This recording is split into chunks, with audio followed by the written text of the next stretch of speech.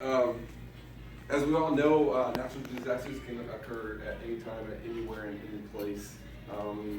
Most people don't know how to be prepared in the state of Texas, along with what to do in family emergencies and stuff like that.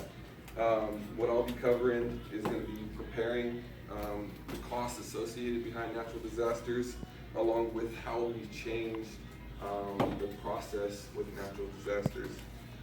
Recently in the news, we all know about Hurricane Matthew that has hit Haiti along with parts of the west east coast. And right now the toll is in the hundreds at Haiti. So I did a lot of research. FEMA says about 70% of America is not prepared for a natural disaster. Being prepared for a natural disaster, especially in a large state as Texas, is very important because if you're not ready, then a lot of other people aren't going to be ready.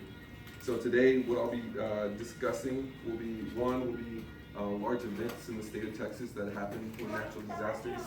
Two, how to prepare yourself and how to give yourself a better chance of survival. And also three, what has changed over the occurrences of our natural disasters.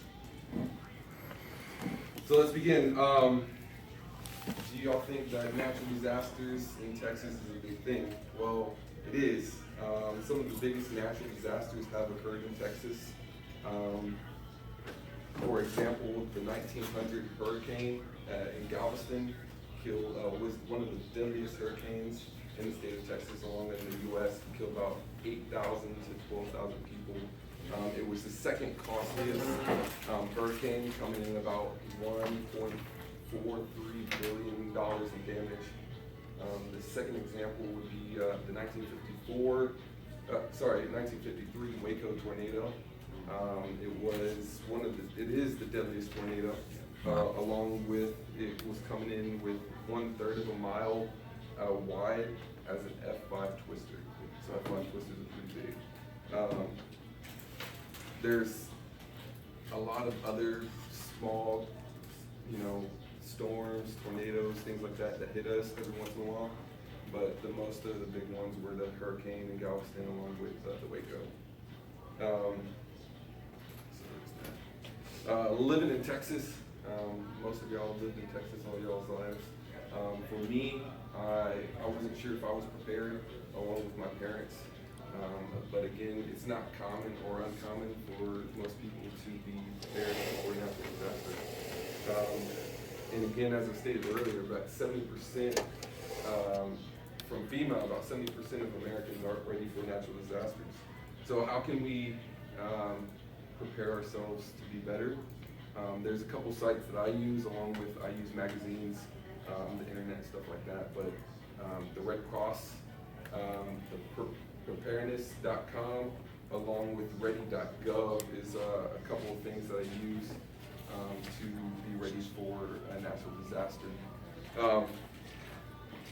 Coming up with plans, you need a plan, an escape route, something that you can come up with for your family. Are your pets going to be with you? Do you have pets? Are you going to feed your pets? Usually you should have a gallon for at least 3 days for every person in your family. So I got 6 people. I need about 6 gallons for each person for 3 days. But that's something that you can look up and go on websites and do all that. Also, what I usually do, because I'm, of course, pretty cheap, I go to the Family Dollar, the dollar store. You can get a lot of your supplies at dollar stores to be kind of prepared, from glasses to utensils, utilities, stuff like that.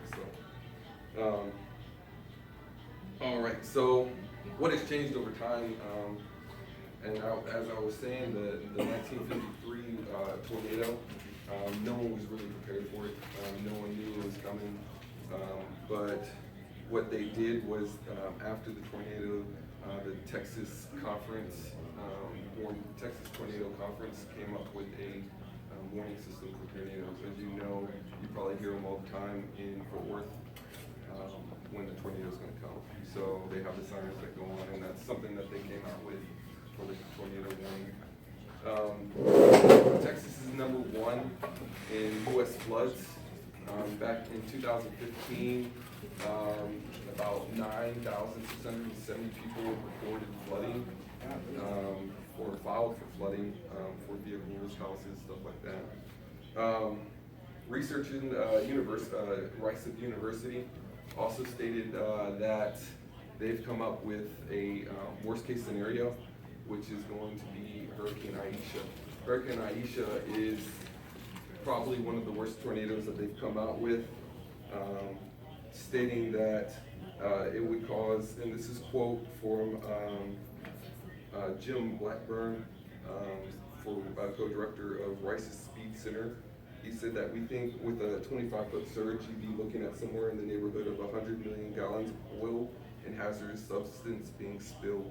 That would devastate Galveston Bay, Blackburn said. So if Hurricane Aisha would come around, it would probably destroy most of parts of Texas. So pretty much what I've kind of went over were a couple of disasters in the state of Texas, along with how to become prepared, along with what we've done to change the course of action for natural disasters. And I'm going to quote a gentleman named Boyd. He said, "If you are not ready today, will you be even less so tomorrow?" So, yeah.